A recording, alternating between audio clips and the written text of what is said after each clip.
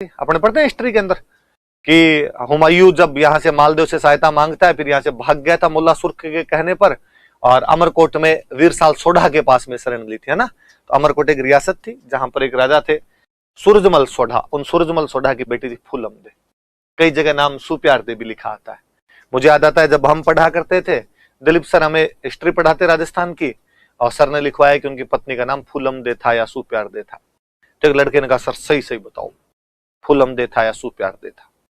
Sir ने यार फूलमदे ही था, पर कई जगह बच्चे करते रहते हैं, सर हमने सुप्यारदे भी पढ़ा था, सुप्यारदे भी पढ़ा था, तो मैंने सुप्यारदे भी लिखवा दिया। बच्चे ने कहा, नहीं सर एग्जैक्टली बताओ क्या था, फूलमदे था या सुप्यारदे था? तो सर हंसते थे कि नाम तो देखो फूलमदे ही था, पर बाबूजी गीत गाते होंगे, दे दे प्यार दे, अच्छा प्यार दे, सुप्यार दे, तो एक नाम और हो गया होगा, बाकी नाम तो फूलमदे ही था। तो आप भी दोनों याद रखना भाई, फूलमदे और सुप्यारदे, जो आए वो कर लेना।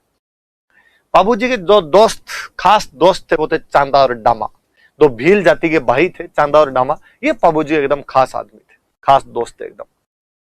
बाबूजी इनके साथ ही चिल करते। फिर कभी उनकी घोड़ी जो थी उसका नाम था केसरकाल। अभी मैं बताऊंगा घोड़ी की बातें और बताऊंगा। और उनका मेला बाबूजी का है, इन कोलूमंड गांव में इनका बहुत बड़ा मंदिर है, जहां पर चैत्र की जो अमावस्या आती है उसको इनका बड़ा क्या लगता है, मेला लगता है।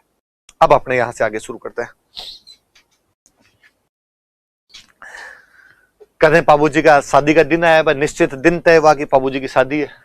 बाबूजी तैयार हुए, सिर पे कलंगी, तुर्रे, एंटीना सब लगाए बाबूजी ने, शेरवानी। एंटीना पे हंसी मत, वाकई एंटीना लगता है। जो भुगत भोगी आपके आसपास उनको पूछ लेना, साफे में एंटीना भी लगता है, आपके भी लग जाएगा ब्याह होगा तब, है ना। तो सब लगाए भाई, एकदम बाबूजी तैयार हुए, बहुत सुंदर लगे बाबूजी। बींद वैसे ही फूट रहा लगता, फिर बाबूजी और फूट रहे, ऊपर से इतने कपड़े पहन ले, बींद बने तो और फूट रहे लगे। चांदा और डमा भी खास दोस्त, एकदम कोट पैंट पहन के तैयार हो रखे चांदा और डमा। बाबूजी के राइट में खड़ा, एक लेफ्ट के अंदर खड़ा। और उन्होंने बाबूजी का, चांदा और डामा ने कहा, दूल्हे के दोस्त पूरे तैयार होके रहते हैं। बाबूजी का यार बाबूजी बाकी सब चीजें ठीक है, एक थोड़ा सा लफड़ा है। क्या? यार घोड़ी अच्छी नहीं है अपने पास में, बिना घोड़ी के बींद कैसे जचे? घोड़ी अच्छी, आप जितने सुंदर हो उतनी सुंदर घोड़ी भी तो होनी चाहिए। बाबूजी ने कहा क्या करें, तो घोड़ी तो जो अपने पास है वही रखनी पड़ेगी। क्या इलाज हो सकता है तुम बताओ, देखिए चांदा डामा। चांदा डामा ने कहा, जब अपने गांव में एक महिला है देवल, इनके गांव में एक देवल नाम की महिला हुआ करते थे। देवल नाम करके एक चारण महिला हुआ करते थे। देवल नाम करके के चारण महिला हुआ करते थे। का उनके पास एक बहुत अच्छी घोड़ी है केसर काल में। जो मैंने बाबूजी घोड़ी बताई केसर काल में, वो वास्तव में देवल नाम की एक चारण महिला की घोड़ी थी, इनके गांव की एक महिला थी, कि उनके पास एक बहुत अच्छी घोड़ी है। और वो जो घोड़ी है, आपने उधर से फोटो दिखाई है कि स्क्रीन पे? अरे वो फोटो मुझे नहीं दिख रही, आपको दिख रही है ना, तो आप क्लास में पढ़िए। मुझे नहीं दिखती है फोटो, स्क्रीन पे आपके आती रहती है। तो बाबूजी महाराज की फोटो है, देख ली, कहानी चल रही है, कहानी सुनो। आलतू में इधर उधर लग जाते हो बातें। तो चांदा और डामा देवल के पास गए, और चांदा और डामा ने देवल को जाके कहा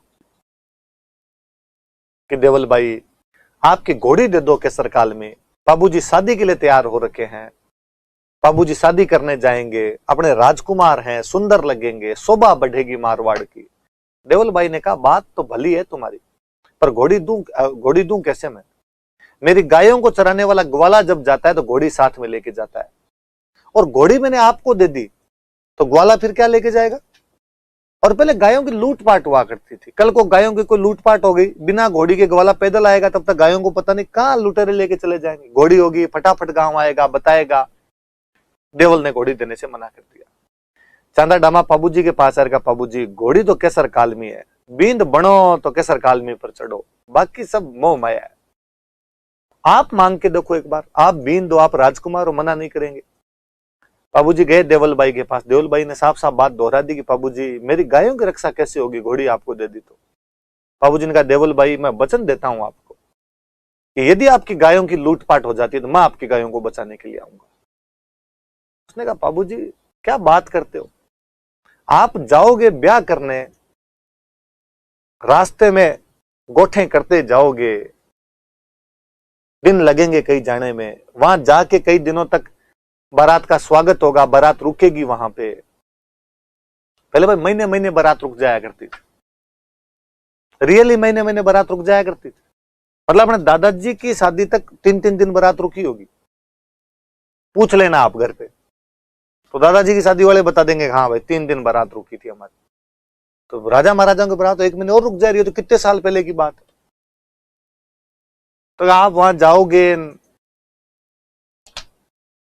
ये सब चीजें होगी, वहां पर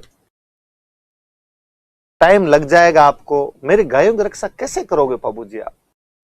बाबूजी ने कहा देवल भाई मैं वचन देता हूं आपको, यदि आपकी गायों की लूटपाट हो जाती है तो मेरे पास एक समाचार भेजना, मैं यदि रास्ते में जा रहा हुआ तो मैं बीच में से वापस आ जाऊंगा, मैं यदि वहां पहुंच गया और बैठा हूं तो वापस आ जाऊंगा, मैं तोरण मार रहा हूं तो बिना तोरण मारे वापस आ जाऊंगा, मैं खाना खा रहा हुआ तो खाना छोड़ दूंगा, नहाता हुआ तो नहाना छोड़ दूंगा, फेरे लेता हूं तो फेरे छोड़ दूंगा देवल भाई, आपकी गायों की रक्षा करूंगा।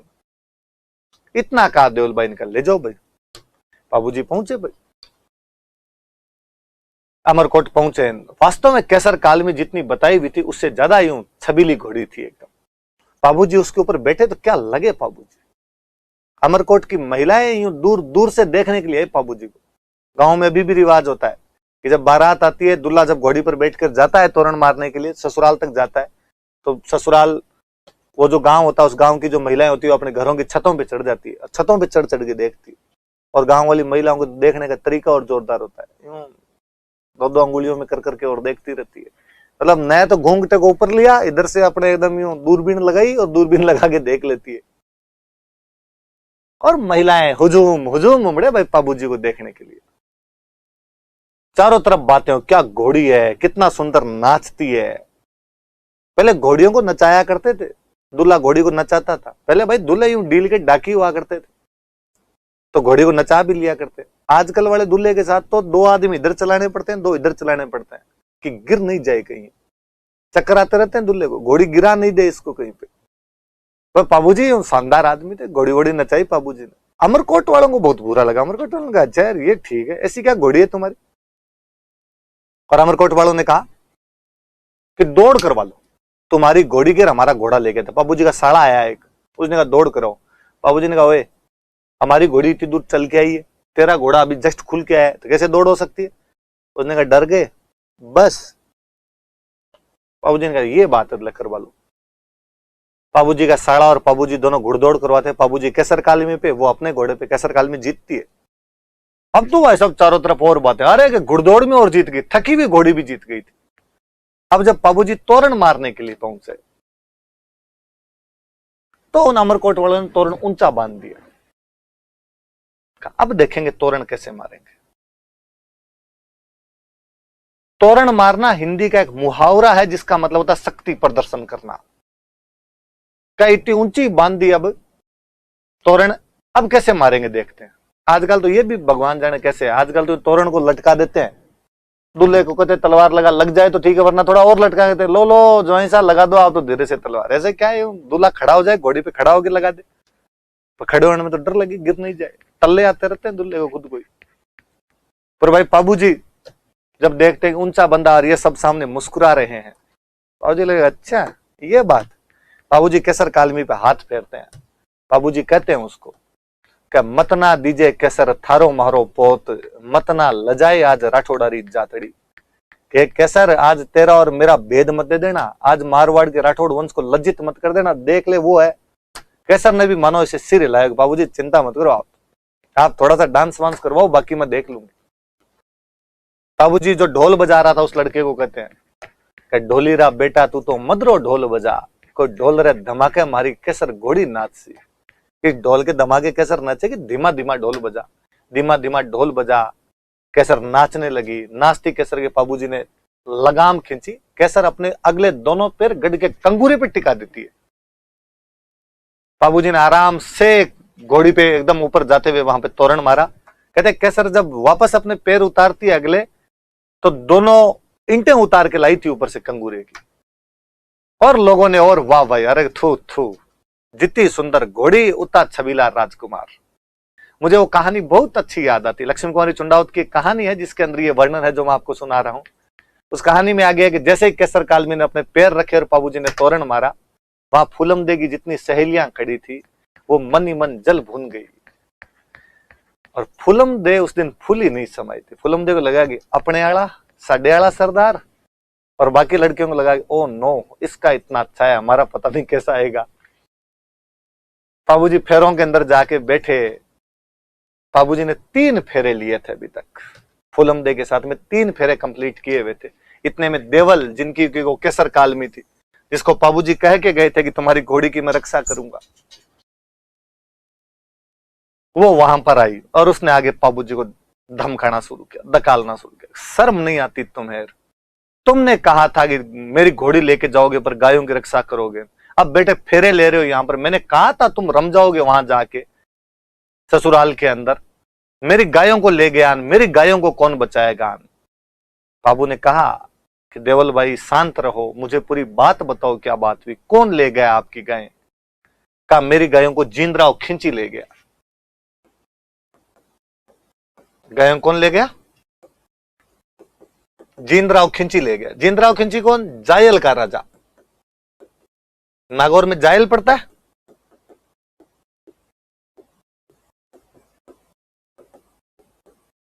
जायल का राजा था जींदराव खिंची, ये ले गया कि मेरी गायों को जींदराव खिंची ले गया, जायल का राजा ले गया। जींदराव खिंची बाबूजी के रियल बहनोई थे। तो आपको लगेगा कि सर बहनोई थे तो फिर ब्याह में क्यों नहीं आए बाबूजी के? तो कई बार जवाई साहब नाराज हो जाते हैं। जीजा जी के और फूफा जी के नाराज होने के कोई कारण थोड़ी होते हैं। हर मैंने तो ऐसा कोई ब्याह देखा नहीं जिसमें गांव में कोई जीजा जी फूफा जी नाराज नहीं।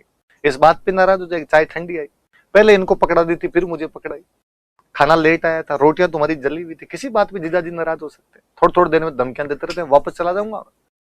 पर जींदराव खिंची के तो ऐसी लड़ाई भी नहीं थी। जींदराव खिंची के परिवार में और बाबूजी के परिवार में शादी के बाद से बननी बंद हो गई थी। जींदराव खिंची बाबूजी की बहन से शादी करके वापस गया था, उसके बाद में इनके आपस में बनती नहीं थी। जींदराव खिंची शादी में नहीं आया था बाबूजी की। उल्टा जींदराव खिंची तो इसमें था कि जब बाबूजी बारात लेके जाएंगे तब मैं इनके गांव पे हमला करके इनकी गायें लूट लूंगा। और उसने वैसा ही किया। जैसे बाबूजी यहां से निकले, उसे पता चला गांव में पुरुष तो है नहीं, रक्षा तो करेगा कौन, वो गायों को लूट के ले जाता है। और देवल ने कहा कि वो जींदराव खिंची हमारी गायों को लूट के ले गया।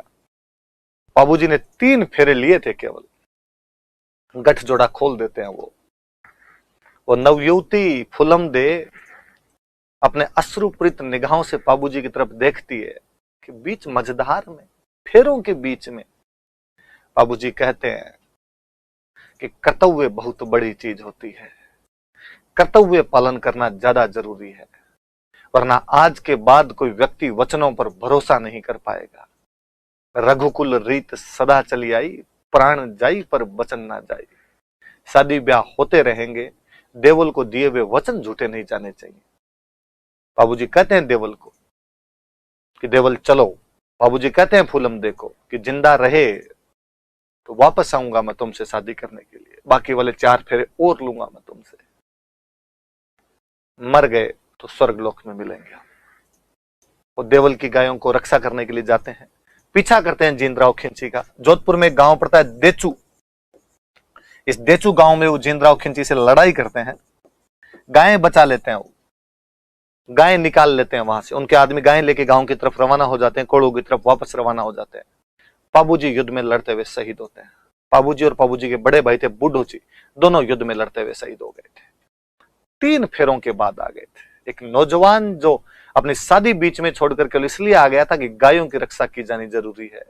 एक नौजवान जो शादी बीच में छोड़कर इसलिए आ गया कि उसके वचनों की रक्षा की जानी जरूरी है। हम ऐसे लोगों को पूजते हैं। आज भी हम शहीदों को खूब मानते हैं। पहले लोग शहीदों की पूजा करने लग जाया करते थे, अब हम केवल शहीदों की मूर्तियां लगा लेते हैं। आज भी 15 अगस्त, 26 जनवरी, उनका जन्म तिथि, पुण्यतिथि, अगरबत्तियां तो आज भी करके ही आते हैं। पहले लोग थोड़े इनको ज्यादा माना करते थे। लिखो।